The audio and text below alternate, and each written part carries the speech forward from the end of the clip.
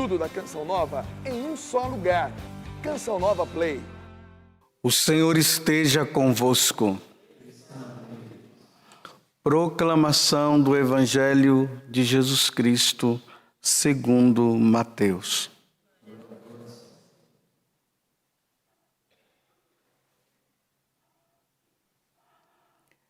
Enquanto Jesus estava falando, um chefe aproximou-se, inclinou-se profundamente diante dele e disse: Minha filha acaba de morrer, mas vem, impõe tua mão sobre ela e ela viverá.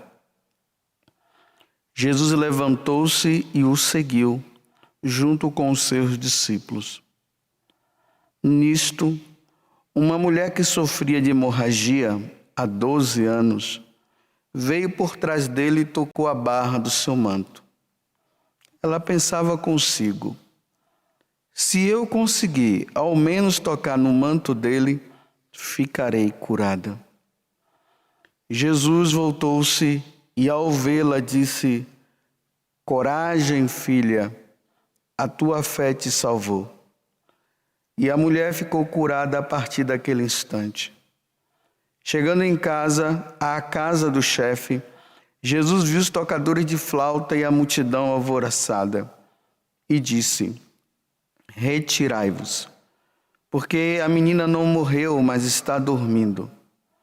E começaram a caçoar dele. Quando a multidão foi afastada, Jesus entrou, tomou a menina pela mão e ela se levantou. Esta notícia espalhou-se por toda aquela região. Palavra da salvação.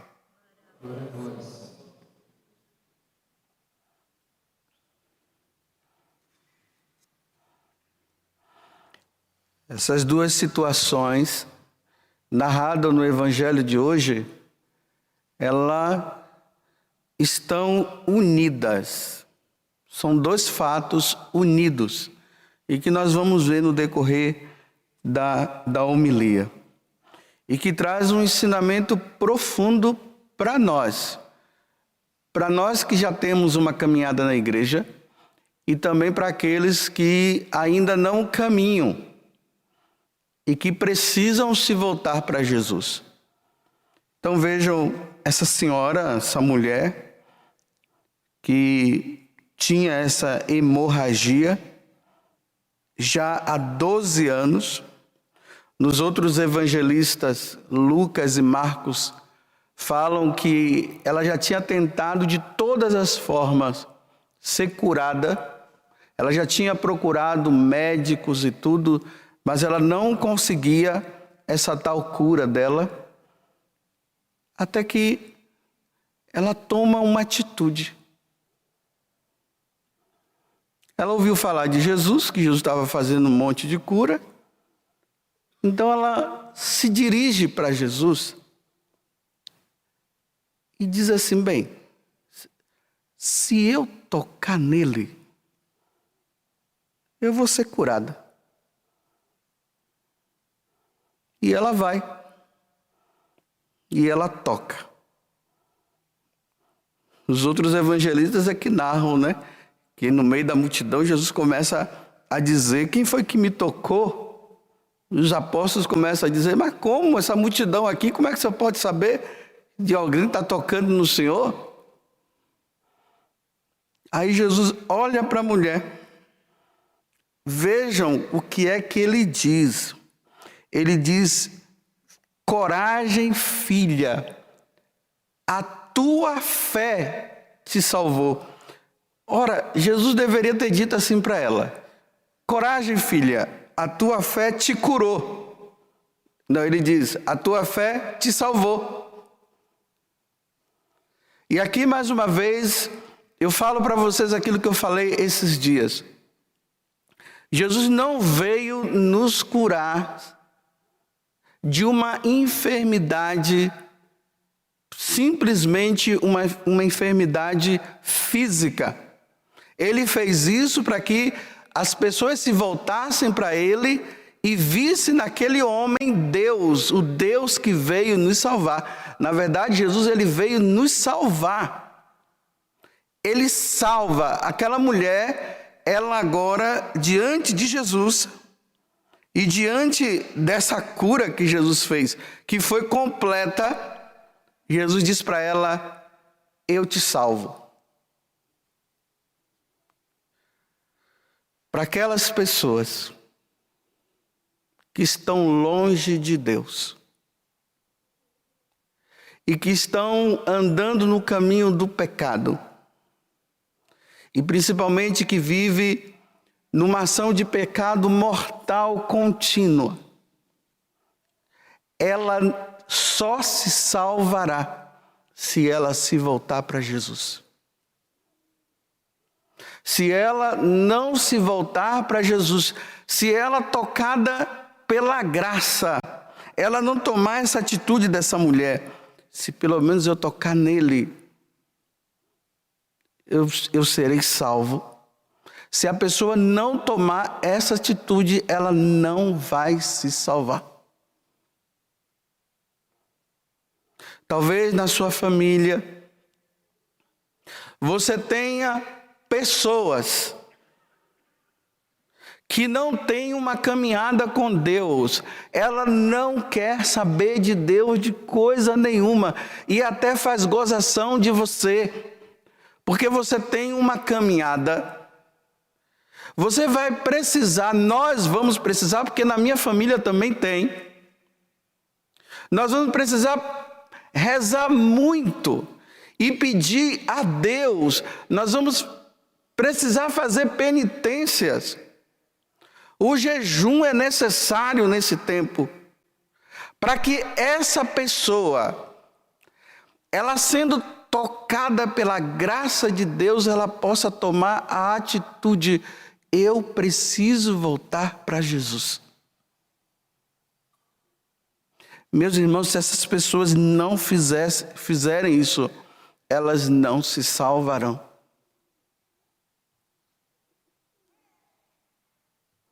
Essa mulher já estava há 12 anos. Eu não sei quantos anos faz que essa pessoa da sua casa, ela não se volta para Deus. E está levando uma caminhada aonde ela poderá se desmoronar num grande precipício. E todos os dias Jesus está dando essa chance. Todos os dias Jesus está usando de algum meio para que essa pessoa ela possa se voltar para Ele e dizer: eu preciso, me salva. Se eu tocar nele, eu me salvarei, eu sairei desta situação. Vocês veem que aqui existe um ensinamento espiritual que nós precisamos entender. Ela disse: se eu tocar em Jesus. Jesus ele continua presente na nossa vida, principalmente através dos sacramentos. Os sacramentos são os sinais visíveis da presença de Jesus. Por exemplo, quando você vai para o confessionário e você se depara com aquele homem que está ali, aquele homem é Jesus Cristo que está te esperando para te dar o perdão. É o sinal visível da presença de Jesus.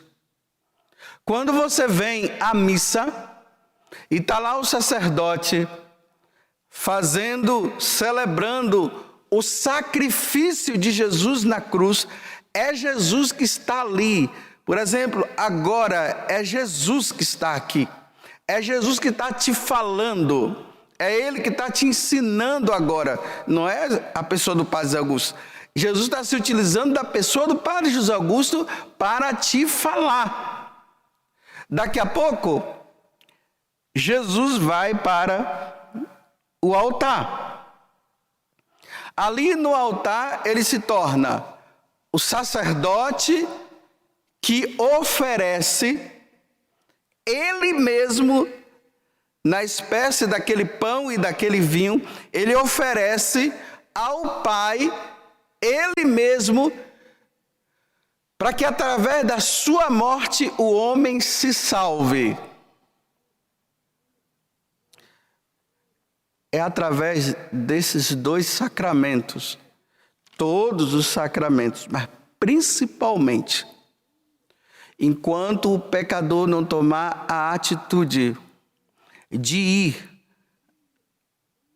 ao confessionário para pedir perdão dos seus pecados e depois vir na Santa Missa para receber Deus, que vai dar força para que ele não venha a pecar, enquanto o homem não tomar essa atitude, dificilmente ele se salvará.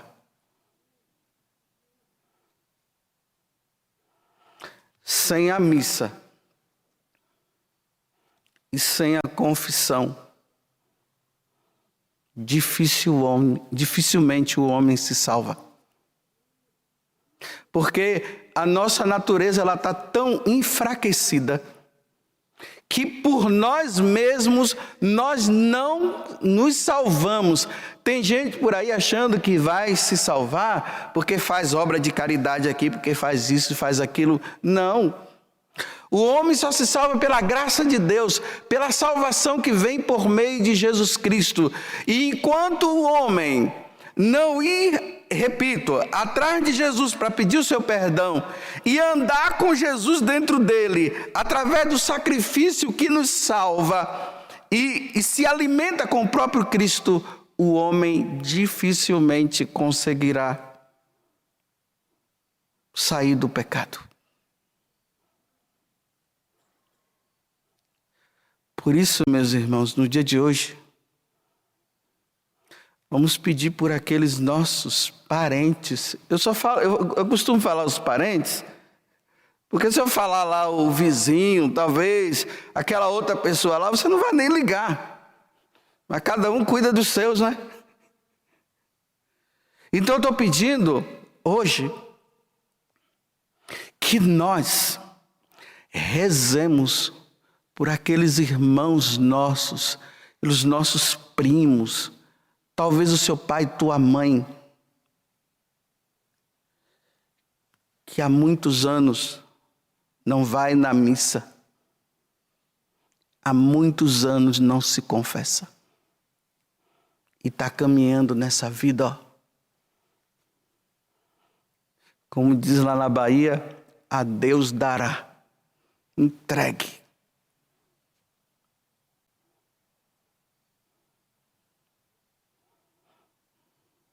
Ao mesmo tempo, agora para nós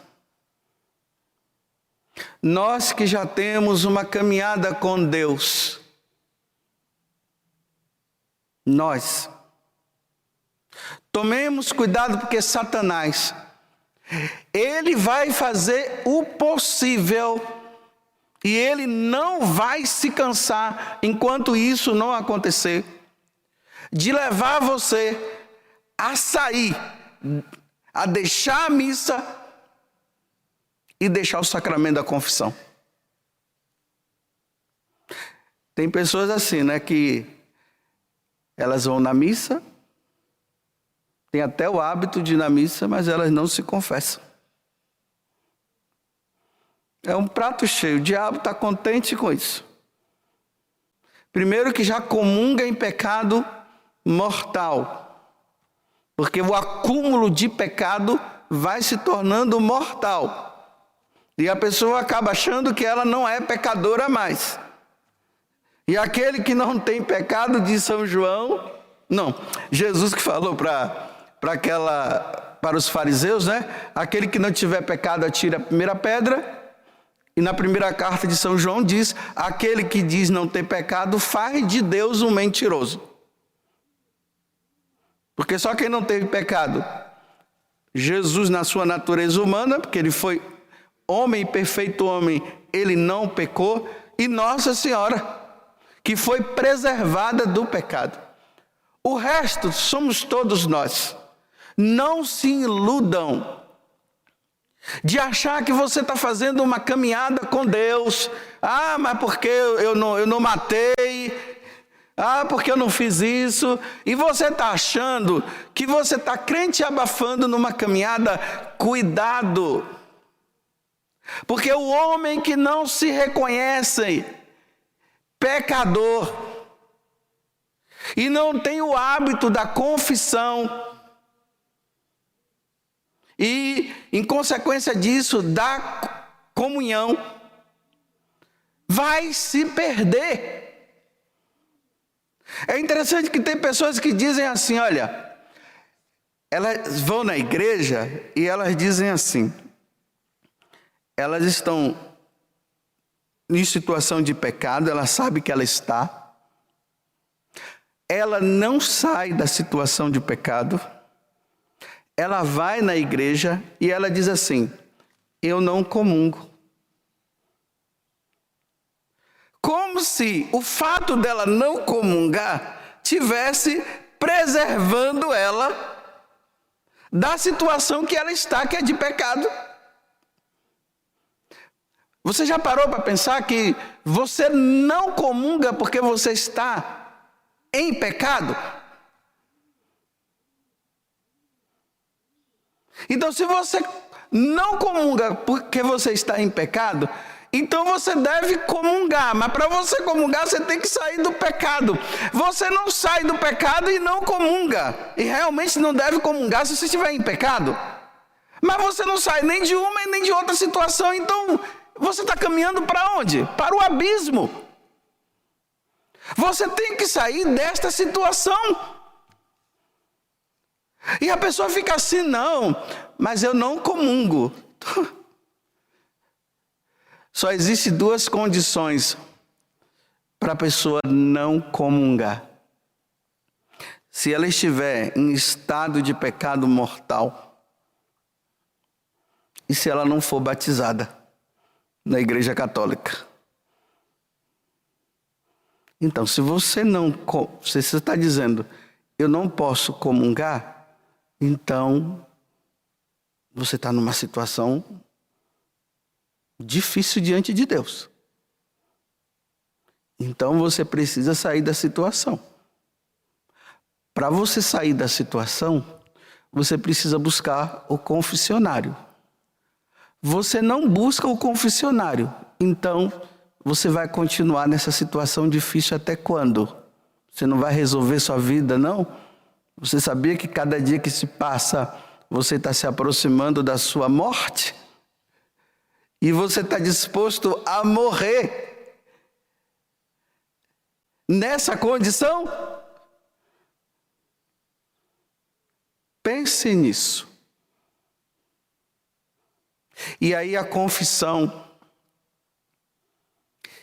e a Santa Missa, que é a Eucaristia, ela vai nos livrar do sono da morte, que foi o que aconteceu com a filha de Jairo.